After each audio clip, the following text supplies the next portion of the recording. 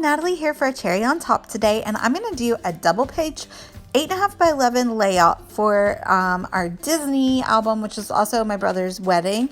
And so this is photos of my boys and their outfits that they wore in the wedding. So I'm going to use that black and white floral from Heidi Swap's Honey and Spice, and I'm just kind of showing you how I'm going to set up the pages. They're kind of going to be mirror-ish images of each other. The main portions of them that I decorate is going to be mirroring, and then the embellishments won't be exactly, but anyway, I'm going to back them in that black. And now I'm just cutting down the Honey and Spice paper. I'm going to cut a 2-inch strip for each side, and that's kind of how I'm going to have it look. Now I'm going to use texture paste underneath those strips and another strip. And what I'm going to do is I'm going to use this matte Ranger white texture paste, and I'm going to use this new stencil from the newest Vicki Boutin collection. And I'm going to spread it on just in about a 2-inch wide strip as well. And then I'm going to do one of my favorite texture paste techniques, and I'm going to use color bursts and Brusho's powder pigments to sprinkle them on top of the texture paste.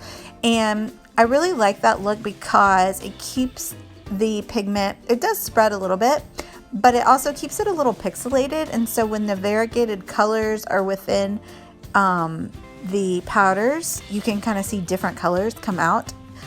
You'll see what I mean here in a minute. So you can see just a little time elapsed there, and it did spread. But then look how cool it is when you pull it up. And I'll just show a close-up when I'm all done. It is super neat. It is really messy. So what I'm doing here is I just used a different part of the stencil to finish out the rest of the page, since the stencil didn't run all the way down the page. And then I find this little piece. It's from a traveler's notebook. It's like a little bleed through thing, and so I stuck that under there so it doesn't get the rest of my paper dirty. And then I'm using a dry distressed brush to kind of disperse the color a little bit, because I did get it a little clumpy, but I'm happy with how that looks. And now I'm trying to duplicate it on the other side, and it actually turned out very well duplicated, so I was happy about that. Those color bursts are super fun, just highly pigmented. So they're for watercoloring. So you're supposed to like put them on a palette, add some water. They're super concentrated, but I like to use them over texture paste, like I said, to give this pixelated look. And it's all great until you get ready for the cleanup, but just be prepared. I mean, I took my stencil and ran it under the sink. And there you go. There's a close-up of, see how you can see the individual dots of color. I just really am happy with how that looks. It reminds me of kind of stained glass. And so crimson was one of their wedding colors, and so that's why I chose to do that. So now I'm laying the items back. Okay, there we go. I used that Nuvo glitter paste, and I just spread it on some cardstock. And now I used my title Hello Gorgeous to cut out in a die cut out of that texture paste. It was all right. It's not as glimmery and shiny as I wanted it to be, but it's pretty. So now I'm going to adhere down my little strips and trim them up to meet the bottom of the page, and I'm really happy with how that turned out. And then that's like a velvet glitter little ribbon that I'm just kind of using to trim up the edge of that paper between the texture paste and the paper, and it just kind of gives it a really finished look. Since it's wedding photos, you know, they're formal, so I thought that would look nice. And it kind of looks like his suspenders. I just now noticed that.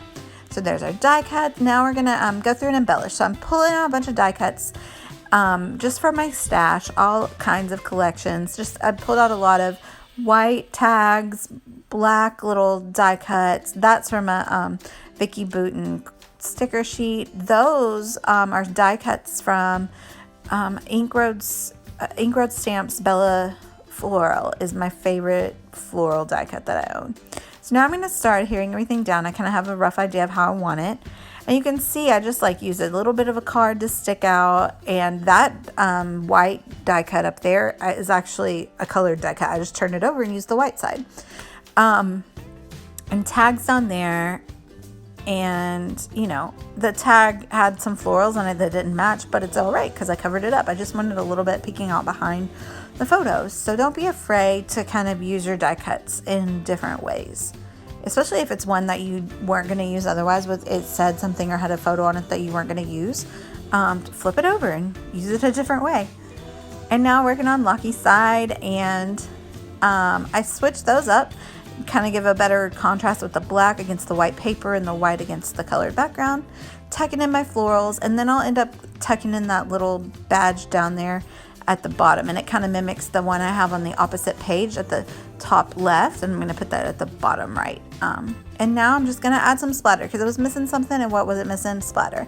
Keep it really controlled, very fine. I didn't need much because when you use a lot of red splatter, it could look a little blood-like. We didn't want that, so just a tiny bit, very controlled. And black as well, and we're done.